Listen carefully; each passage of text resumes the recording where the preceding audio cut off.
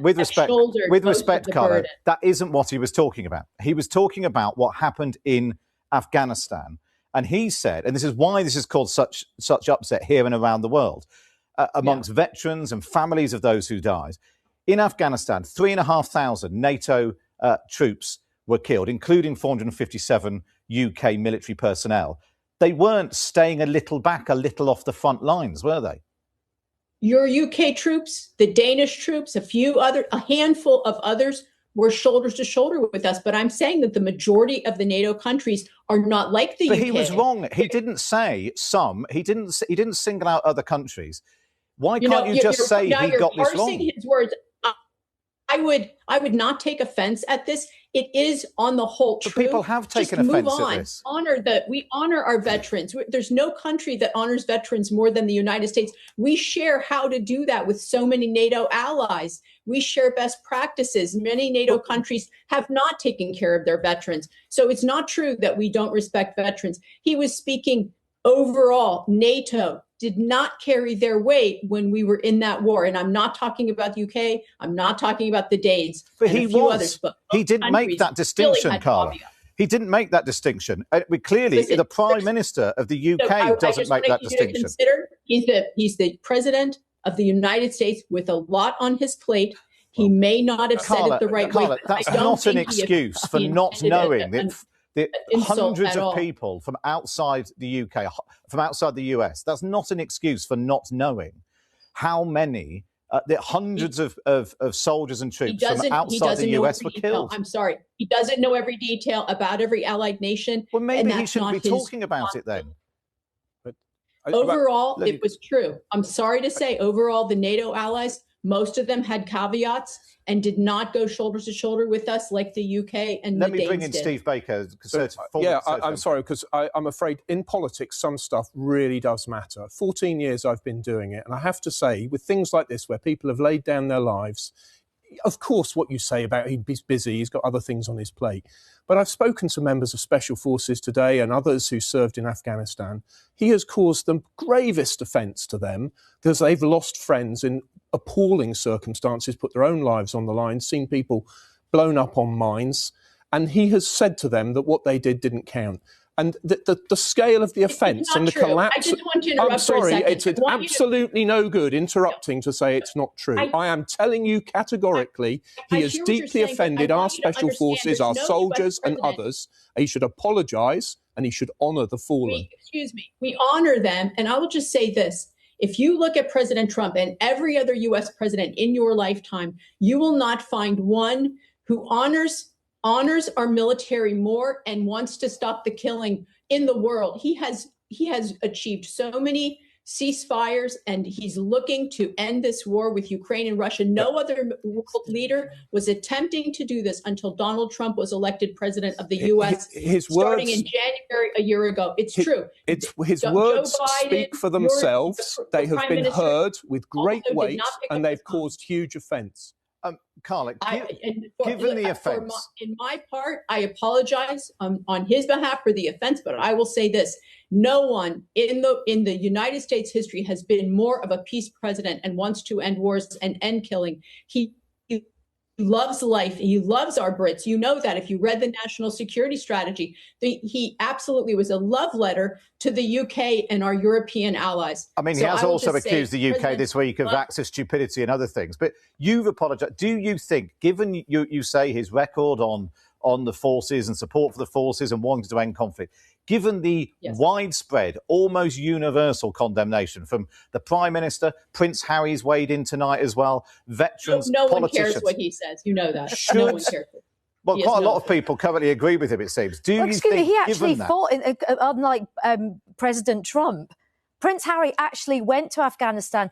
He stepped up for his country, unlike the President of the United States. So I think that comment is really glib and really inappropriate. Don't compare him to I don't know what, a non-royal part of the final word to you, Carla.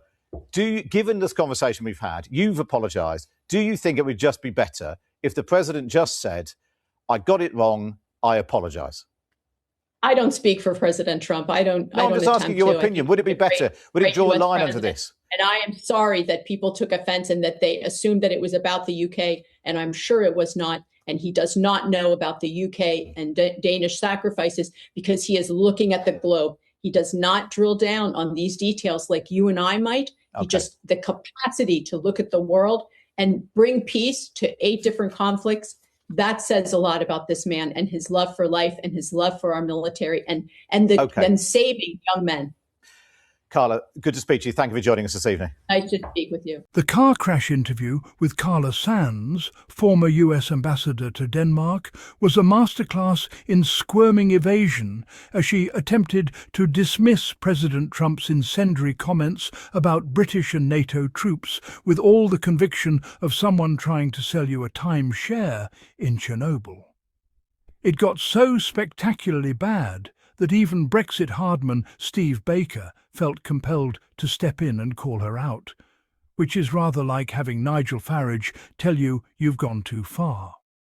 Sands then pivoted to attacking Prince Harry's intervention by declaring that no one cares what he says, an interesting deflection technique that roughly translates to "I have no actual defence, so let's talk about someone else entirely."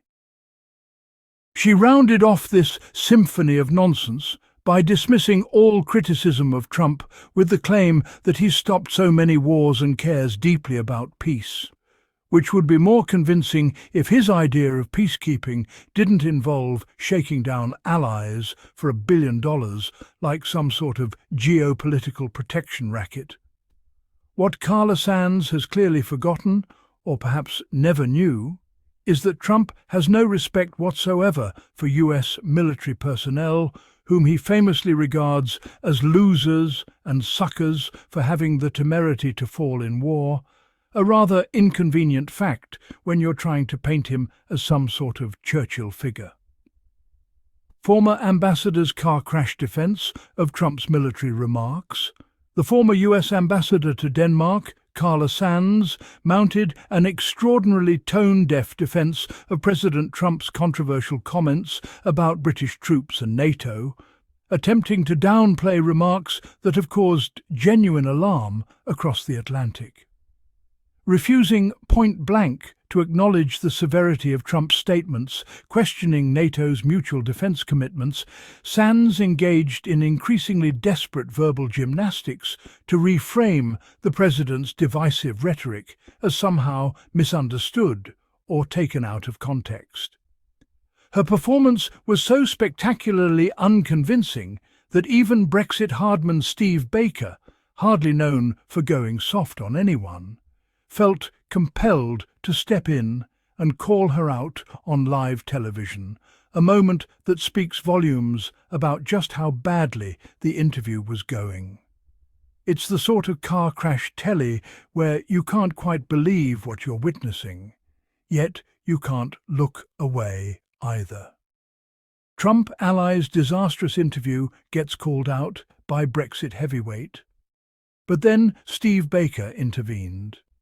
The Brexit hardliner, rarely one to pass up an opportunity to challenge woolly thinking, stepped in to directly confront Sands' increasingly incoherent defence. Baker didn't mince words. He called out the glaring inconsistencies in her attempts to explain away Trump's remarks, pointing out that her characterization of events simply didn't square with what the president had actually said on record. It was a rare moment of cross-Atlantic political clarity, with Baker publicly disputing her spin and essentially saying what many were thinking, that her version of reality bore little resemblance to the one the rest of us inhabit. For Sands, already floundering, having a prominent Conservative MP methodically dismantle her arguments in real time only made the car crash that much more spectacular. Sands deflects criticism with royal attack. But when Prince Harry weighed in, a combat veteran himself, who actually in Afghanistan, unlike the bone-spurred Commander-in-Chief Sands is so desperate to defend, she had a ready response. Dismiss him entirely. Royal intervention in political discourse? Absolutely not allowed, according to Ambassador Sands. The public doesn't care what Harry thinks, she insisted, waving away his credibility with the same casual disdain Trump reserves for Gold Star families. Never mind that Harry's criticism was substantive, focused on the very real consequences of abandoning allies and betraying those who fought alongside American troops. No, far easier to make it about the messenger than the message, to turn a prince's concerns about military honour into a constitutional crisis about royal overreach. It's the ultimate deflection. When you can't refute the argument, attack the person making it, preferably while wrapping yourself in some convenient principle you'd abandon the moment it suited you. Trump's billion-dollar peace paradox Sands then pivots to what she presumably considers her trump card, no pun intended, arguing that Trump has prevented wars, a claim that requires such spectacular historical amnesia it could qualify as a medical condition.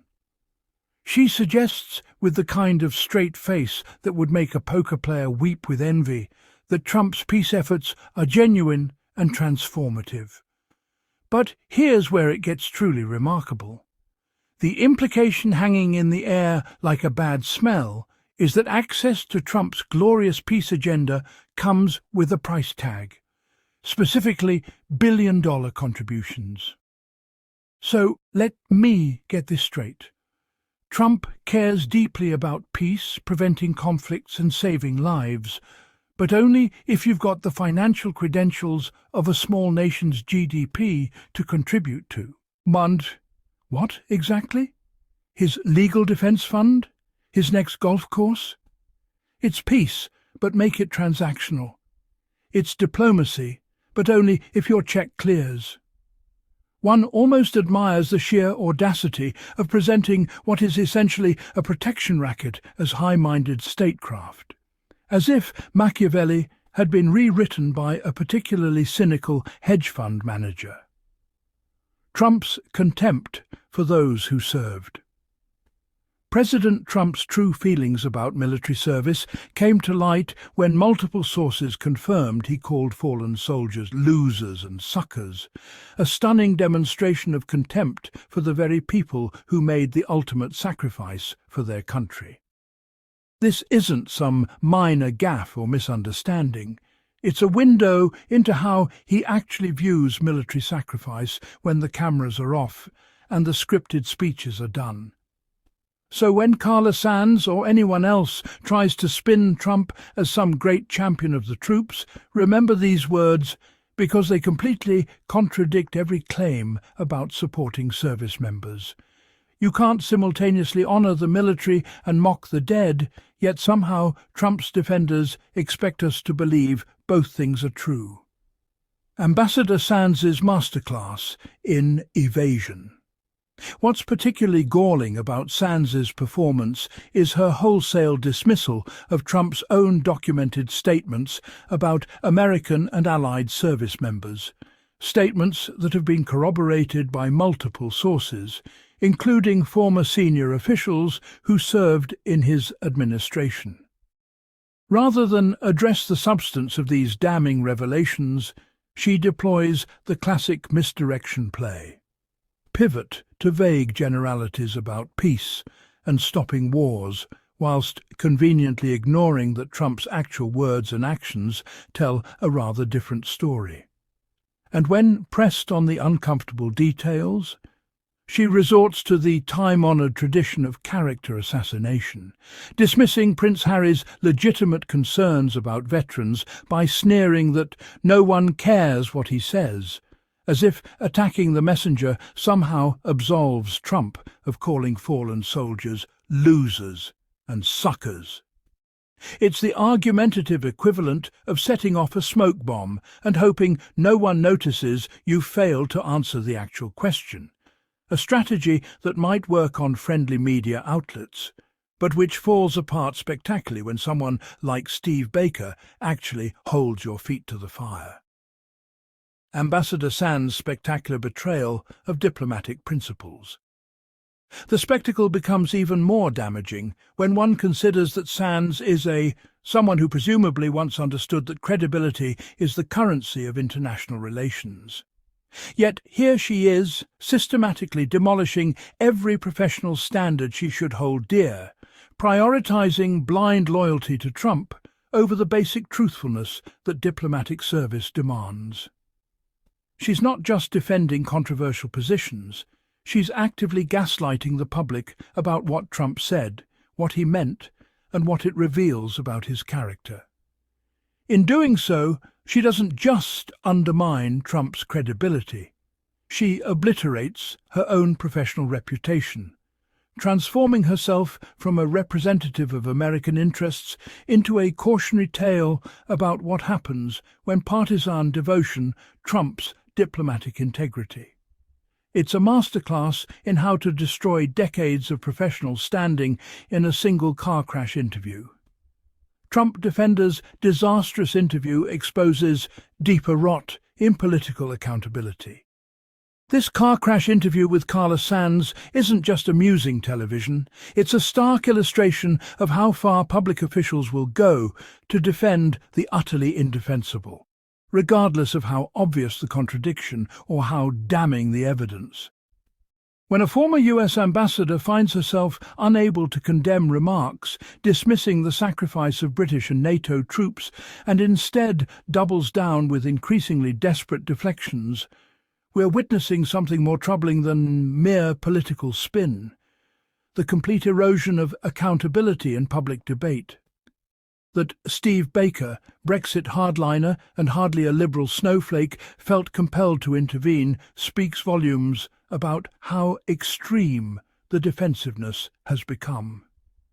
Sands's performance demonstrates how partisan polarization has metastasized to the point where media appearances have become exercises in reality denial rather than genuine discourse, where attacking Prince Harry or pivoting to unsubstantiated claims about preventing wars, conveniently ignoring Trump's losers and suckers contempt for fallen service members, passes for legitimate argument.